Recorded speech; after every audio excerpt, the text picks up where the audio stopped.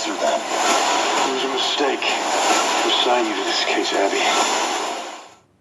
Hello everybody, welcome back to Screenstars. I'm here today to bring you my review for the 2022 action thriller Black Site, a film that is directed by Sophia Banks and it stars Michelle Monahan, Jason Clarke and Jai Courtney.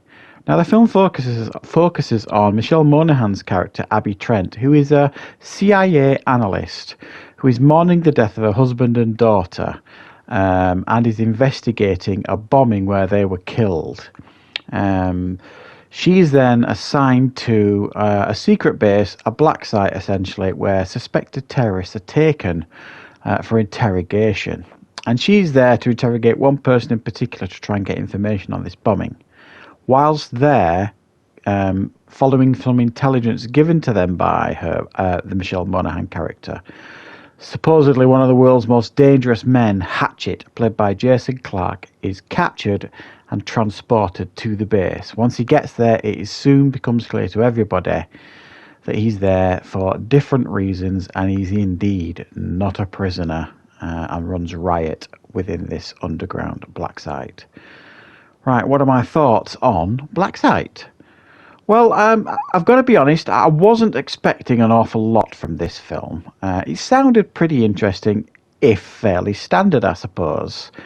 I think what drew me to it really was I've always been a bit of a fan of Michelle Monahan. I've always enjoyed everything she's ever done, and whether it be light comedy or something a little bit more serious, I think she's always been very, very watchable. And I thought this would be, a decent way to pass an hour and a half sort of thing. And I was kind of right. This actually is a very, very watchable film for the most part. Yes, it's got a lot of plot holes. Yes, it's got issues here and there. But it's one of those films that you'll watch, turn off, not really hate, not really love, but won't feel like you've completely wasted your time.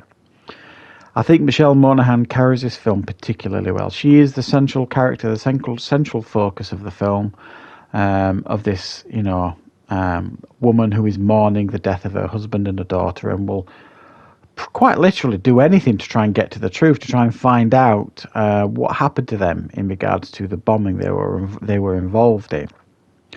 So I bought the character she was presenting, and she was driven and a bit of a badass as well, actually. So I thought she carried this film really, really well. Jason Clarke, I will be honest here, I've never really been a fan of Jason Clarke, other than the the Planet of the Apes reboots that he was in, which was it the second one I think he was in. He was fine in that. Other than that, I couldn't tell you a film I've seen him in where I thought, yeah, he was good. He was one of the worst things in Terminator Genesis, even though I didn't hate that film. I didn't like Pet Sematary, so I'm not what you would call a Jason Clarke fan, but he's fine here. He plays like this almost silent antagonist, this unkillable Hatchet who runs riot in this underground base. He's got his own agenda, and he goes through many of the people in this base, pardon the pun, like a Terminator, really. He's pretty badass, and he carries that off particularly well. While he doesn't say a lot, and he doesn't do an awful lot of what you would describe as acting here, his physical performance is fine, and you do actually believe he's a very, very dangerous character, so I didn't mind him at all in this film. And now we come to Jai Courtney. Now, if you follow my channel, whenever it comes to a film that Jai Courtney appears in, I'm not particularly complimentary of Jai Courtney. And that's for a number of reasons, really. I just think there's nothing special about this guy. Every time I see him, it's the same performance. He doesn't seem to have any range, and he always plays either bad guys or guys who aren't bad, but they might as well be, which is pretty much what he is in this film. He plays a really unlikable character, this jarhead, who's one of the security guys at this base, who is constantly clashing with the Michelle Monahan character because she's his superior. And he's an arse, basically. Nothing to like here at all about him. And I was actually inevitably waiting for him to, turn or betray someone, which, without spoiling anything, he kind of does, but he doesn't in a way. And again, completely pointless casting, I think, for the Jai Courtney. as an actor here. I don't see how this progresses his career at all. Doesn't test him as an actor. It's a role. It's a nothing role, really. I understand Jason Clarke and Michelle Monahan being in this film. They're kind of the two right at the top.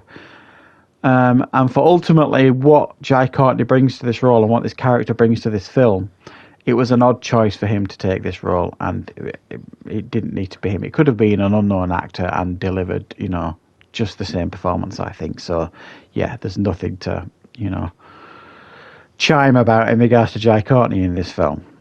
But there's a little bit of like I don't know if whodunit's the right word, but there's like some truth to uncover in regards to the bombing, the death of her family, the involvement of Hatchet, all this kind of stuff, and this other informant at the black site that she was interrogating, how it all ties together. And it won't take you much in the way of puzzle solving to be able to figure out who is kind of pulling all the strings and things like that, the big bad, if you like. It's not doesn't stretch your brain, if you like. So whereas this film won't exactly stretch your brain, I actually found it quite a watchable film. I sat and enjoyed my time for the most part watching it.